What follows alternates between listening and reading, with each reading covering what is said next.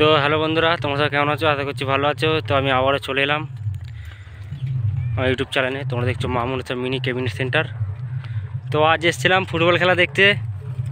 তো এখান থেকে জানতে পারলাম যে এখানে জয় মা কালী সাউন্ড টেস্টিং হচ্ছে।